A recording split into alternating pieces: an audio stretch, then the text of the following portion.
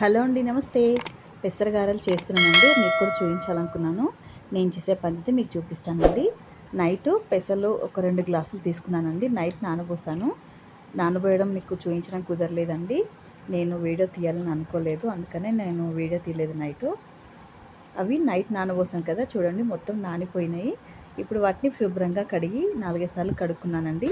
గాలించాల్సిన అవసరం లేదు. ఇవి బాగున్నాయి పెసలు. మామూలుగా అయితే ఊళ్ళల్లో అయితే కంపల్సరీ గాలించాలండి, లేకపోతే ఇసుక రాళ్ళు ఉంటాయి. ఇదైతే అవసరం లేదు.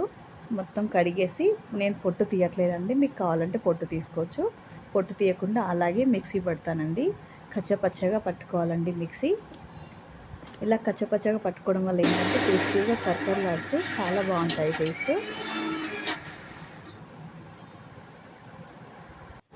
మొత్తం మిక్సీ పట్టుకోవాలండి. మిక్సీ పట్టుకున్న తర్వాత మిగతా ప్రాసెస్ చేసే ముందు నేను అప్పటివరకు నూనె కాగుతూ ఉంటుంది కదా, అందుకే నూనె కళాయిలో పోసుకుంటానండి. తర్వాత మొత్తం మిక్సీ పట్టుకున్నాం కదా పెసరపప్పు, దాంట్లో ఫస్ట్ కొంచెం ఉప్పు వేస్తున్నాను సరిపడా. 1 స్పూన్ వేసాను. మీరు చూసి తినేదాన్ని బట్టి వేసుకోండి. తర్వాత కరివేపాకు కూడా సన్నగా కట్ చేసి వేసానండి. పచ్చిమిర్చి కూడా ఒక 5, 6 చిన్న చిన్న ముక్కలుగా కట్ చేసి వేసుకున్నాను. కొత్తిమీర కూడా కట్ చేశానండి, సన్నగా, చాలా సన్నగా కట్ చేశాను, అది కూడా వేసాను. ఇప్పుడు మొత్తం ఒకసారి కలుపుకోవాలి. పిండి కరెక్ట్గా ఉందండి, జారుడుగా లేదు, మరి గట్టిగా లేదు, సరిపడా ఉంది. ఎందుకంటే పొట్టుతో పట్టాను కాబట్టి అందుకే అలా ఉంది. మీరు మరి కొంచెం జారుడుగా ఉంది అనుకుంటే దాంట్లో ఒక 2 స్పూన్లు బియ్య పిండి అయినా, లేకపోతే ఇడ్లీ రవ్వ అయినా 2 స్పూన్స్ వేసుకోవచ్చండి. ఇది కరెక్ట్గా ఉంది, నేనేం వేయట్లేదు. వేయకపోతేనే టేస్ట్ ఉంటుందండి. ఇంకా క్రిస్పీగా కావాలంటే 1 స్పూన్ బియ్య పిండి అయితే వేసుకోండి. మొత్తం కలిపానండి. ఇప్పుడు నేను గారెలు వేస్తాను. ఆయిల్ ఇందాక పోసి పెట్టాను కదండి, ముందే వేడైపోయింది. ఇప్పుడు ఒక్కొక్కటిగా గారెలు వేసుకుంటాను.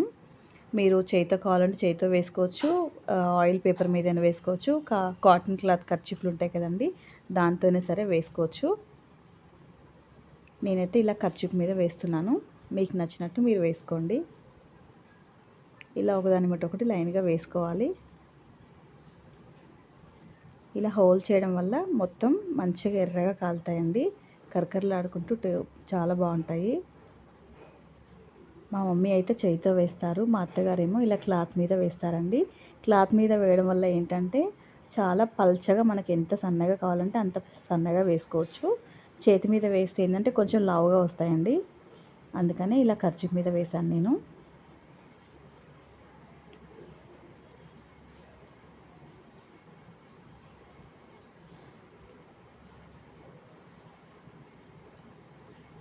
ఇలా గంటతో ఒక్కసారి అన్నీ ఇలా తిప్పుతూ ఉంటే అన్నీ ఒకటేసారి కాలుతాయండి. మనం ముందు వెనుక వేస్తాం కదా, అట్లా అయినా సరే ఇలా తిప్పడం వల్ల అన్నీ ఒకసారి కాలుతాయి. ఒకసారి తీసేసుకోవచ్చు. ఇలా తిప్పుకోవాలి. చూడండి అన్నీ ఎర్రగా కాలినాయి కదా, ఇప్పుడు మొత్తం తీసేసుకుంటాను. చూడండి ఎంత బాగున్నాయో, టేస్ట్ కూడా అంతే బాగున్నాయండి. మీరు కూడా ట్రై చేయండి. మీకు ఎలా వచ్చిందో కామెంట్ బాక్స్లో కామెంట్ చేయండి. ఈ వీడియో మీకు నచ్చినట్లయితే ఫ్రెండ్స్కి, ఫ్యామిలీ మెంబర్స్కి షేర్ చేయండి. ప్లీజ్ లైక్ చేయడం మాత్రం మర్చిపోవద్దండి. Thank you for watching.